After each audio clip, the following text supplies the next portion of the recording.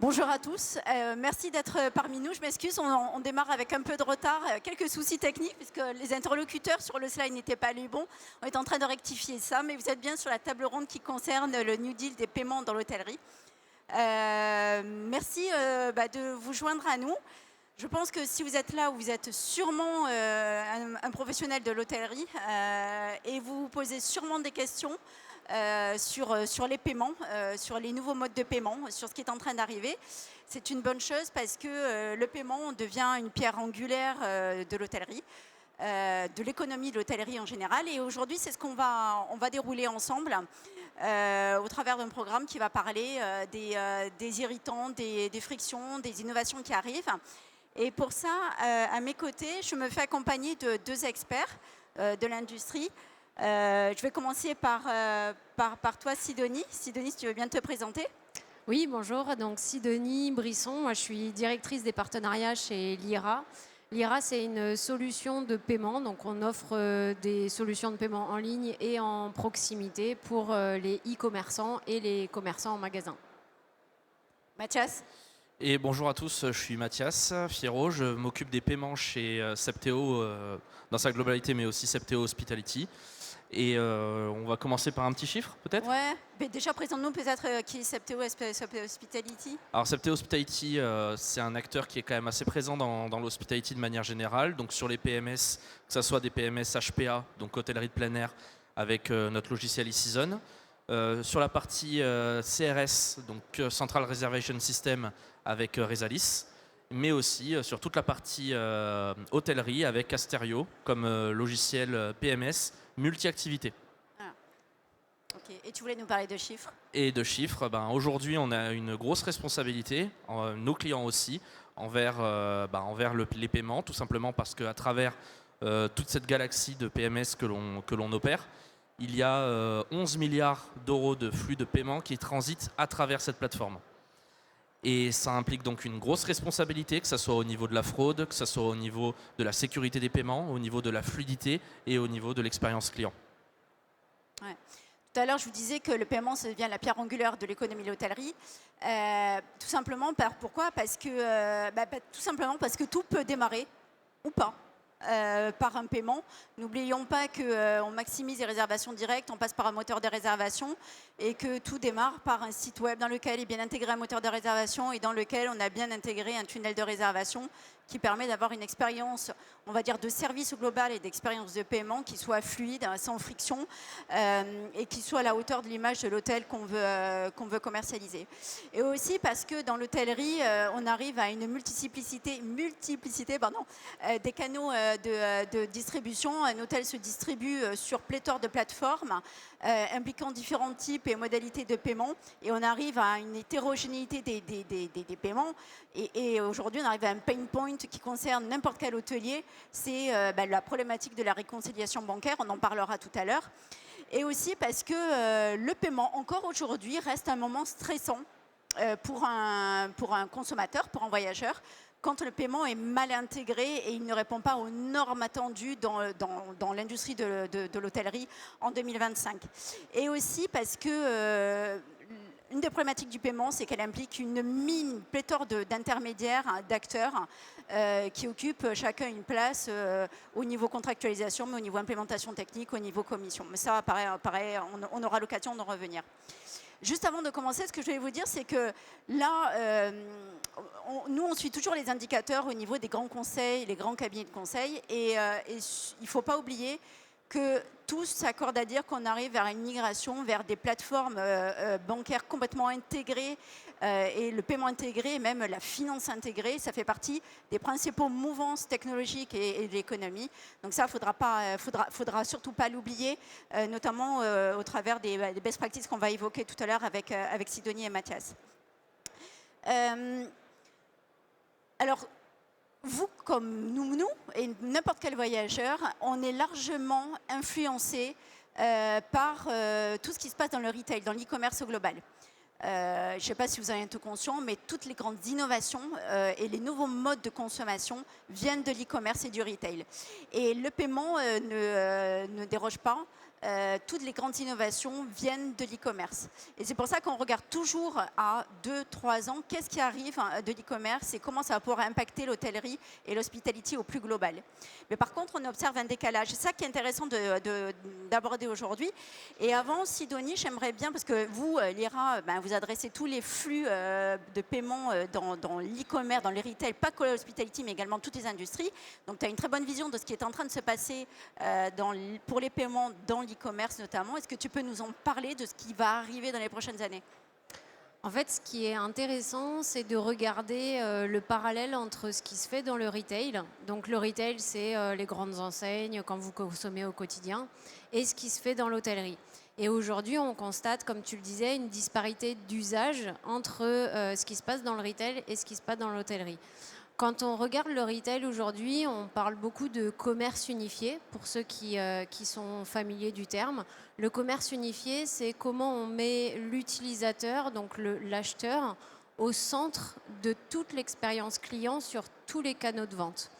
Et aujourd'hui, dans l'hospitality, on voit justement que l'expérience utilisateur, elle est multiple, parce que les canaux de réservation sont multiples, parce que les façons de consommer des acheteurs dans l'hôtellerie sont multiples, alors que dans le retail, quand vous allez par exemple chez Leroy Merlin ou dans une grande enseigne de mode ou de grande distribution, vous avez l'acheteur qui est au centre des préoccupations de cette enseigne et son parcours d'achat va être unifié entre tous les canaux de vente. Ça veut dire quoi? Ça veut dire que son expérience d'achat, elle va être unique en fonction de son achat en magasin, en fonction de son achat en ligne, en fonction de s'il contacte le service client.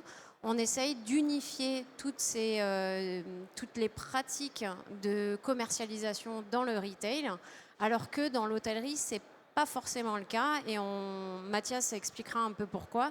Et comment on arrive finalement à discuter de commerce unifié dans l'hospitality, pour justement recentrer l'expérience utilisateur au centre de l'expérience d'achat dans l'hôtellerie. Ouais.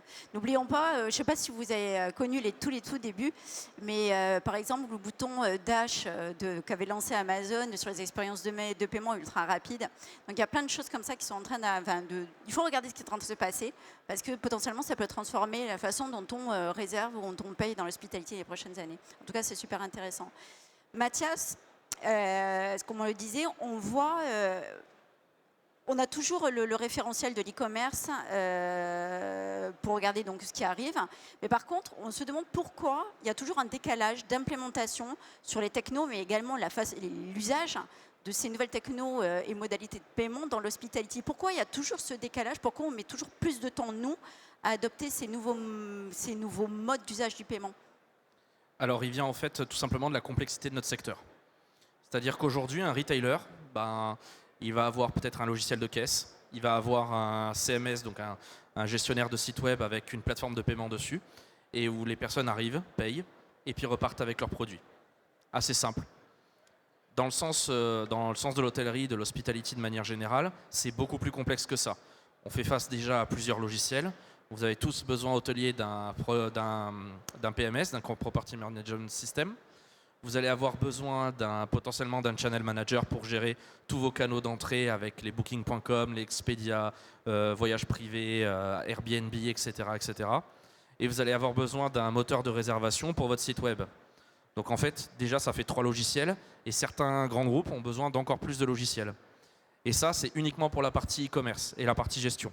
C'est-à-dire qu'en plus, pour toutes les parties présentielles, vous allez avoir besoin potentiellement d'un logiciel de caisse, d'un logiciel de restauration, si vous avez un hôtel-restaurant, et d'un logiciel même d'activité pour si vous avez un spa ou si vous avez des locations d'activité sur votre établissement. Donc ça fait déjà beaucoup de contraintes au niveau logiciel. Et il y a une autre contrainte, c'est que les personnes qui réservent un séjour chez vous ont besoin de payer en avance. Quand on paye pour obtenir un produit ou un service dans le retail, c'est simple, on paye, on obtient le service ou on obtient le produit. Quand on paye pour avoir un séjour chez vous, dans votre établissement, on paye pour avoir une place. Et on paye pour avoir une place, pour réserver une place. Donc pour conserver ces informations de paiement, on est obligé donc de garder les données de la carte. Et donc, il y a tous ces événements-là mis bout à bout, fait qu'en fait, le secteur de l'hospitality pour le paiement est très complexe. Et donc aujourd'hui, le but de s'inspirer du retail, c'est de transférer les bonnes pratiques du retail vers ce qui se passe dans l'hospitality, pour tout simplement simplifier les process, simplifier le travail des réceptionnistes qui ont souvent énormément de travail au niveau du paiement, et simplifier en fait tout simplement l'expérience client, parce que, comme on l'a dit au début, le paiement, c'est quelque chose qui est stressant, c'est un moment qui est stressant, surtout quand on réserve ses vacances.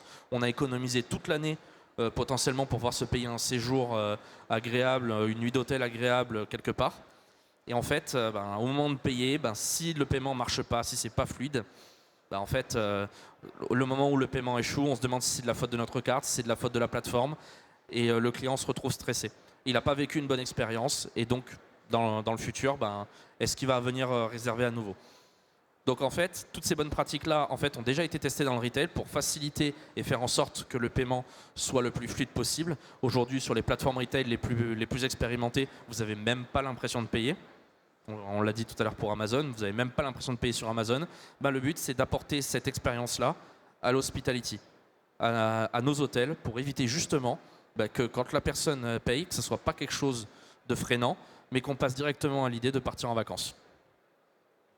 Tout à fait clair. Donc en fait, on doit converger vers un acte de paiement qui doit être juste parfait. Tout simplement, quand je vous disais, le paiement, ça reste la pierre angulaire.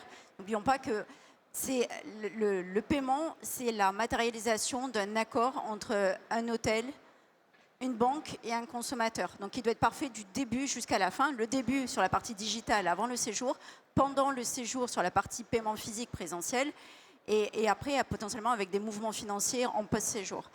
Moi, en tant que consommatrice, je rêve d'un moment où le paiement s'efface totalement grâce à une intégration parfaite avec tous les outils systèmes.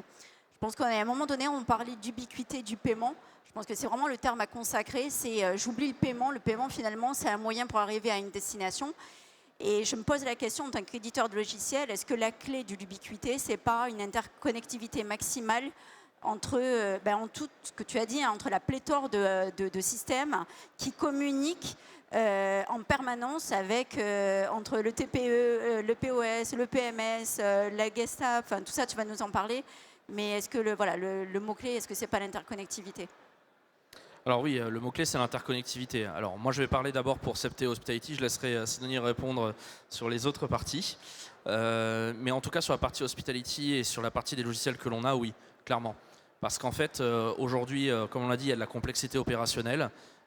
Et en fait, cette complexité opérationnelle est due au fait que parfois, un hôtel prend un PMS quelque part, un channel manager autre part, un booking engine autre part. Et en fait, quand on prend tout ça, chacun a sa plateforme de paiement. Et donc, l'expérience, elle est difficilement fluide parce que si vous voulez, par exemple, consulter vos transactions sur le Channel Manager, vous allez avoir un prestataire de paiement. Si vous voulez consulter sur le PMS, vous avez un autre prestataire de paiement. En fait, vous n'avez pas de réconciliation, il y a de la friction. Et en fait, le fait de prendre les plateformes de paiement, déjà en avoir une pour tous ces acteurs-là et de l'intégrer de manière propre et de manière complète et de manière profonde dans les différents logiciels, permet justement d'apporter une valeur ajoutée, notamment de simplification. On est dans le monde de l'hospitality, on est friand de ça, puisqu'aujourd'hui, dans certains hôtels, on le voit encore, mais certains notaient des numéros de carte bancaire sur des post-it sur le coin de la réception. Le but, justement, c'est d'éviter ce genre de pratiques-là qui font qu'aujourd'hui, la fraude est quand même relativement présente. Et justement, le fait d'intégrer profondément et de faire en sorte que dès le début, le client est impliqué dans son parcours de paiement, ça permet d'éviter ce genre de pratiques-là. Donc oui, pour pouvoir avoir quelque chose de correct, il faut que les logiciels s'interconnectent. Alors ça fait un peu écho à la table ronde de l'année dernière, où on avait parlé d'interconnexion entre les différents logiciels, notamment du paiement, mais c'est d'autant plus vrai cette année. C'est-à-dire qu'aujourd'hui, on voit l'émergence de nouveaux acteurs qui interconnectent ce paiement et qui font en sorte que le paiement soit fluide. Et l'objectif, c'est de proposer cela en fait à tous les hôteliers et à tous les acteurs de l'hospitality. Et je rajouterais que par rapport à l'interconnectivité, il y a deux aspects qui sont à prendre en compte. Il y a l'acheteur, c'est-à-dire proposer à l'acheteur une expérience de paiement qui soit unique sur tous ses canaux de vente. et l'expérience de l'hôtelier qui doit manager toutes ces réservations et qui doit manager du coup ses paiements. Et c'est ce qu'on essaye de faire avec Septéo, c'est de réconcilier un peu le monde de différents logiciels avec différentes interactions clients pour faire en sorte qu'un acheteur ait une expérience unique. Une expérience unique, ça veut dire quoi? Ça veut dire qu'il retrouve sur différents canaux de vente des mêmes moyens de paiement, un même parcours de paiement, des mêmes interlocuteurs, des mêmes mails de confirmation de réservation, pour qu'il considère que son expérience d'achat, qu'il réserve en ligne ou qu'il réserve par téléphone ou qu'il réserve sur une plateforme de paiement tierce, puisse être la même selon son expérience. Et côté hôtelier, l'interconnectivité des logiciels, elle est très importante, comme le disait Mathias. Quand on a plusieurs logiciels qui ne sont pas interconnectés avec la plateforme de paiement, ça veut dire qu'on a aussi une multitude d'opérations diverses à faire a posteriori. Et ça, mine de rien, avec tous les hôteliers et tous les professionnels de l'hôtellerie qu'on rencontre, c'est ça le pain point. C'est le fait d'avoir des flux de paiement qui arrivent de n'importe où. On ne sait pas combien ça coûte, on ne sait pas d'où ça vient, on ne sait pas quelles sont les commissions qui sont prises ici ou là en fonction des contrats qu'on a avec différents acteurs PSP. Et l'objectif qu'on a avec Mathias, c'est justement proposer une plateforme de paiement qui englobe tous les canaux de vente et qui, du coup, permet aux professionnels de l'hôtellerie d'avoir un outil unique pour piloter ces différents canaux de vente. Plus concrètement, je vais rajouter un point là-dessus. Plus concrètement, ça se matérialise comment? Aujourd'hui, sur des fonctionnalités qui sont clés, donc améliorer le taux de conversion. Le taux de conversion, c'est le ratio entre les transactions échouées, les transactions réussies sur le total des transactions. Donc ça, ce ratio-là, il est hyper important, il est clé aujourd'hui dans le retail. Et aujourd'hui, c'est une notion qui apparaît de plus en plus dans l'hospitality pour éviter les surcharges des réceptions à prendre au téléphone des clients qui n'ont pas réussi à payer. Donc ça, c'est un premier volet. Deuxième volet opérationnel pour vous, c'est potentiellement donc connecter tous vos outils. Ça veut dire aussi éviter les doubles actions. Exemple simple, prendre votre TPE, rentrer les montants dessus et derrière reporter ça dans votre PMS. Ça, typiquement, c'est des actions qui peuvent être complètement intégrées dans votre PMS et vous éviter ce type d'action et donc les erreurs de double saisie qu'il peut y avoir. Et enfin, un autre paramètre important, et c'est ce qu'il y a de plus important avec les plateformes de paiement lorsqu'elles sont bien intégrées, c'est le rapprochement comptable et la réconciliation financière. Aujourd'hui, que ce soit un hôtel indépendant ou que ce soit un groupe d'hôtels, vous avez tous le même problème, c'est ce point comptable. Et ce point comptable, en fait, il peut être corrigé justement avec une plateforme de paiement bien intégrée, puisqu'en fait, la totalité des réservations matchera parfaitement vos encaissements, et donc vous n'aurez plus besoin de faire du retraitement manuel. Et c'est justement l'objectif d'avoir des outils qui sont pleinement intégrés. Ouais. Donc là, on parle vraiment d'applications métiers dans l'hôtellerie et impliquant le paiement. Tu en as pas mal dit, on en a discuté avant. Aujourd'hui, la thématique de cette table ronde, c'est les New Deal du paiement. Aujourd'hui, un hôtelier qui est en train de se poser des questions sur comment basculer sur des bonnes pratiques, une solution qui réponde à ces enjeux-là. Dans le New Deal, c'est quoi pour toi les quatre, je crois que tu m'en as dit, tu en as quatre, les grands mots-clés sur lesquels il faut vraiment être sûr que le check est fait? On l'a dit, réconciliation financière, très important pour vous faire gagner du temps au niveau de la comptabilité. Vous allez avoir l'omnicanalité, donc la possibilité de connecter vos TPE sur les plateformes de paiement. Donc pas d'encaissement, pas de pointage, pas de Z à faire pour vérifier si vos tickets de télécollecte matchent bien avec ce qu'il y a sur votre PMS. Donc l'intégration directe permettra donc de résoudre ce genre de problème. Vous allez avoir tout ce qui est réconciliation financière, qui est importante, je l'ai déjà dit. Le taux de conversion, et vous allez avoir un dernier point qui est important, c'est la lutte contre la fraude et la lutte contre les impayés. Et ça, c'est clé aujourd'hui. Aujourd'hui, la lutte contre les impayés, c'est quand même, il y en a certains qui en font un sport national de donner leur carte, viennent faire le séjour dans votre établissement, repartent et mettent un impayé pour pouvoir tout simplement avoir profité de vacances gratuites. Et aujourd'hui, aider les hôteliers là-dessus, c'est avoir une plateforme de paiement qui va être capable de contester les impayés et de récupérer l'argent pour vous. Et je rajouterais aussi un autre point, c'est la partie sécurité. Parce qu'on parle beaucoup de transfert de coordonnées carte bancaire et de partage d'informations. Avoir une plateforme de paiement intégrée à des logiciels performants, ça permet aussi justement de ne pas manipuler des cartes bancaires. Pourquoi ? Parce que quand vous avez un système de paiement intégré, vous pouvez générer ce qu'on appelle un token, c'est-à-dire une carte bancaire qui est sécurisée et cryptée et qui va être débitée ensuite directement depuis les outils de Septéo de manière complètement sécurisée. Ça évite à vos réceptionnistes d'avoir à manipuler des numéros de carte bancaire, de faire des VAD sur des TPE avec des probabilités d'erreur de saisie et tout simplement de ne pas conserver ces données dans des systèmes d'information qui seraient potentiellement non sécurisés. Donc ça, c'est hyper important dans votre domaine parce que, comme le disait Mathias, les numéros de carte bancaire, ils peuvent être transités en clair. On peut les noter un peu à gauche, à droite. Ça, c'est des pratiques aujourd'hui qu'on essaye de plus en plus de limiter, que vous essayez de plus en plus de limiter parce qu'il y a eu trop de cas de fraude, trop de cas de fuite de données, de coordonnées carte bancaire. Et d'avoir des systèmes qui s'interconnectent entre eux permet justement de limiter cette prise de risque. Okay. On parle des hôteliers, de basculer vers des modes de paiement intégrés, c'est bien le mot, et sécurisés. On travaille beaucoup avec les hôteliers et la crainte souvent, c'est la crainte du changement, c'est qu'est-ce que ça va changer à mes process, à mon quotidien, qu'est-ce que ça va changer dans l'organisation des équipes. En quoi aujourd'hui, avec votre recul sur toutes les implémentations, les intégrations de la plateforme au sein par exemple de Sept Hospitality sur les différents PMS et les outils tiers connectés, quel est votre recul sur justement, est-ce qu'il y a une conduite du changement qui a opéré côté hôtel?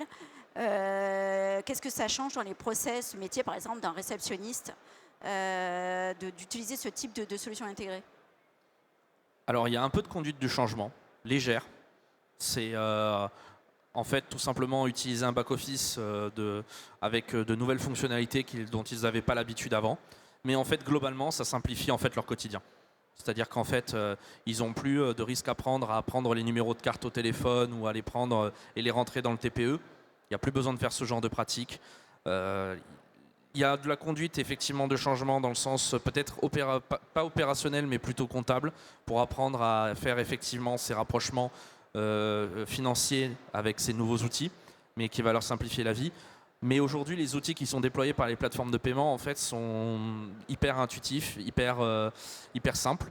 Donc ils ont des sites documentaires, ils ont aujourd'hui tout simplement aussi des formateurs pour vous accompagner là-dessus. Donc il y a un peu de conduite au changement, mais globalement, des hôteliers qui sont déjà passés sur ce type de système, notamment chez nous, aujourd'hui ne feraient pas le retour en arrière.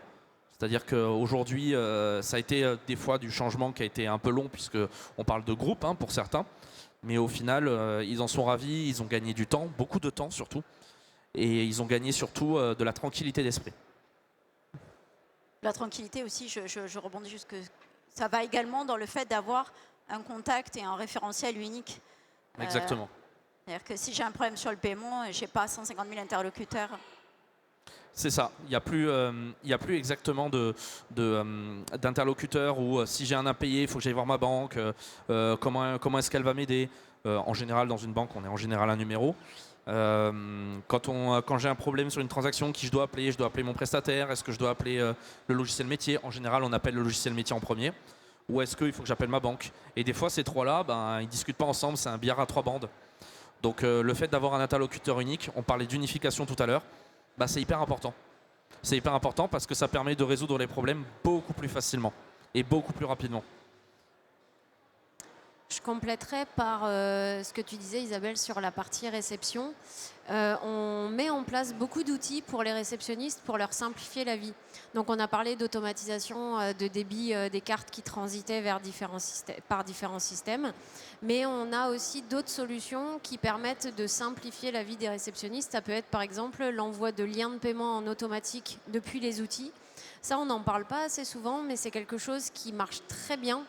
Et quand c'est bien fait et bien intégré, vous avez un parcours d'achat pour l'acheteur final qui est vraiment sans friction.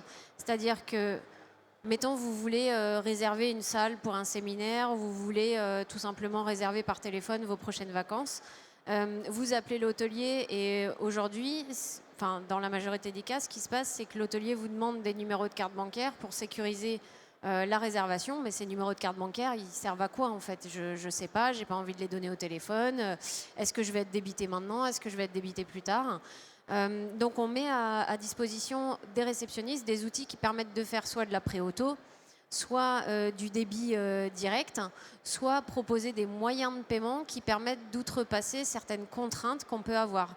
Je vous donne un exemple. Si vous voulez réserver aujourd'hui une salle de séminaire, vous en avez peut-être pour 2 000, 3 000, 4 000 euros. Le plafond carte explosé. Si je suis une entreprise, je n'ai pas forcément de carte professionnelle à disposition. Donc on peut mettre aussi d'autres solutions de paiement à dispo, type des virements initiés. Donc ça évite aussi aux réceptionnistes et aux comptables d'être tout le temps devant leur compte bancaire à essayer de voir, ah bah oui, j'ai obtenu un virement, ça correspond à quelle réservation, il faut que je check avec le montant, il faut que je check avec la personne qui m'a fait le virement, etc. Donc on facilite la vie des réceptionnistes par la mise à disposition d'outils intégrés et qui mettent à jour directement les outils. Donc quand vous avez une personne qui réserve par téléphone, vous lui envoyez un lien de paiement, ça va automatiquement confirmer la réservation quand la personne elle aura validé son lien de paiement, que ce soit une pré-auto ou un paiement direct. Donc tout ça fait que aujourd'hui les solutions de paiement intégrées au système hôtelier sécurisent les transactions, rassurent les acheteurs parce qu'ils n'ont plus d'informations confidentielles à communiquer et permettent une automatisation des process qui étaient auparavant faites complètement manuellement. Et aussi, Mathias en a parlé, mais les risques d'erreur de saisie sur TPE, on en voit quand même pas mal. Et j'ajouterai un dernier point concernant la conduite du changement, qui concerne notamment les hôteliers. On parle de la facturation électronique qui va arriver, qui sera obligatoire à partir de 2027. Aujourd'hui, la facturation électronique, c'est quelque chose qui semble obscur pour le moment, pour la plupart des hôteliers. Sachez déjà que les logiciels d'hospitality planchent dessus de manière forte, mais qu'une plateforme de paiement intégrée, bien intégrée, va permettre de collecter toute la donnée en fait, toute la donnée de chiffre d'affaires, toute la donnée d'encaissement de commission et d'encaissement comptable, et ça va permettre justement de sortir des chiffres qui seront fiables pour sortir de la facturation électronique qui sera conforme aux nouvelles réglementations. Donc ça aussi, c'est un enjeu qui est important, qui va nécessiter de la conduite de changement, mais qui, grâce à ces outils-là de paiement, vont vous permettre justement d'aborder ces nouvelles normes et ce nouveau paradigme de facturation de manière beaucoup plus sereine. Très clair. En conclusion, je vais vous laisser la parole aussi. De tout ce que vous avez dit, j'entends qu'aujourd'hui, en 2025, si un hôtelier se pose encore la question de comment marchent mes commissions, pourquoi et comment faire mon rapprochement bancaire, comment apporter plus de services au niveau du paiement, comment augmenter mon taux de transformation en réservation par le tunnel de paiement en ligne. Si encore ces questions, c'est qu'il y a quelque chose qui a été raté. En tout cas, le paiement constitue encore une boîte noire sur laquelle il faut apporter de la simplification. Tu en as parlé, de la centralisation. Je vous laisserai finir sur vos conseils à vous en quelques mots, en quelques phrases sur si jamais vous deviez porter conseil à des hôteliers ou des groupes hôteliers et comment vous voyez le paiement dans les hôtels sur les prochaines années. Je commence ? Comment on voit le paiement dans les hôtels dans les prochaines années ? Je pense qu'il y aura de plus en plus d'automatisation, c'est-à-dire passer par la réception. Aujourd'hui, c'est un peu, c'est pas que c'est obsolète, mais c'est que passer par la réception, c'est plutôt pour avoir du service additionnel. Donc les réceptionnistes doivent être là au service du client et non plus être là uniquement pour encaisser le client. Ils doivent être là pour proposer des services additionnels, pour être en accompagnement au client quand il arrive, sur son séjour en globalité. Et ça, effectivement, comme on l'a dit précédemment, c'est supprimer la friction du paiement et faire en sorte que l'acheteur, quand il doit payer, ça passe par des processus complètement automatisés. Moi, ce qui m'étonne toujours, c'est que dans l'hôtellerie, Le paiement, il n'arrive pas forcément avant l'arrivée du client. Ça reste une des rares industries où on peut payer après son séjour. Donc on peut payer après qu'on ait consommé.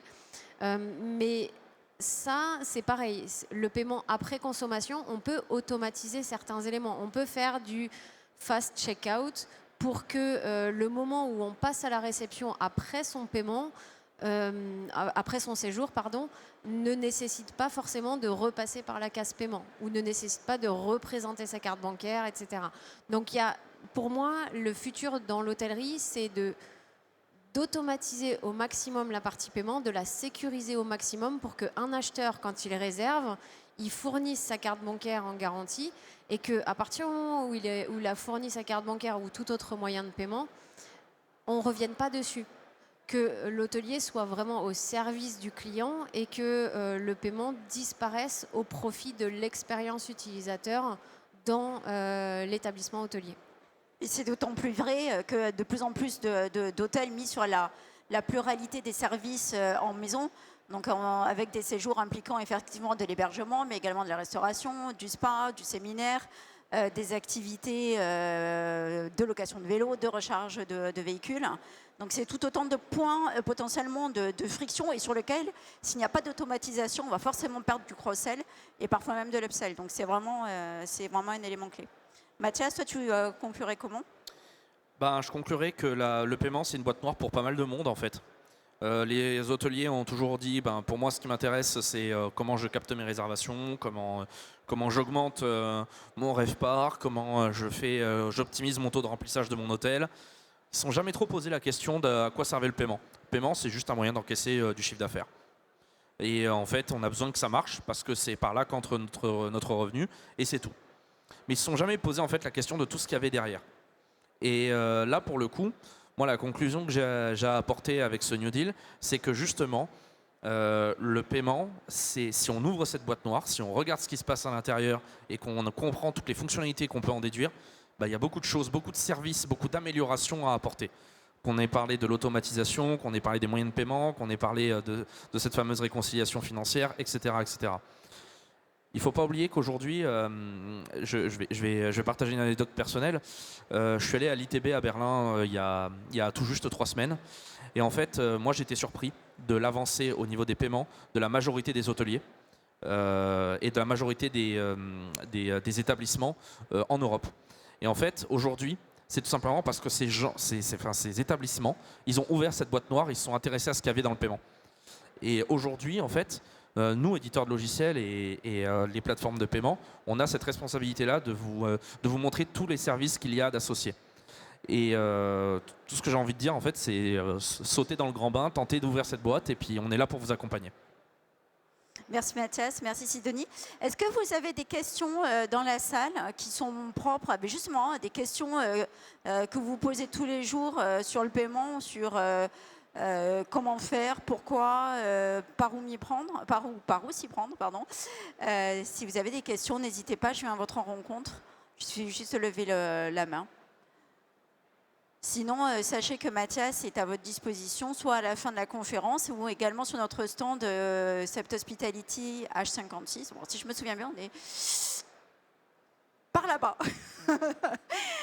Donc n'hésitez pas à passer nous voir pour échanger sur les problématiques, sur ce que vous a évoqué cette conférence, les points qu'on a traités. Et sinon, il ne nous reste plus qu'à vous souhaiter une très belle fin de journée, un très bon Food Hotel Tech. On a hâte de vous revoir très bientôt et bon paiement. Et pour ceux qui veulent passer voir l'IRA, on est sur le stand M22.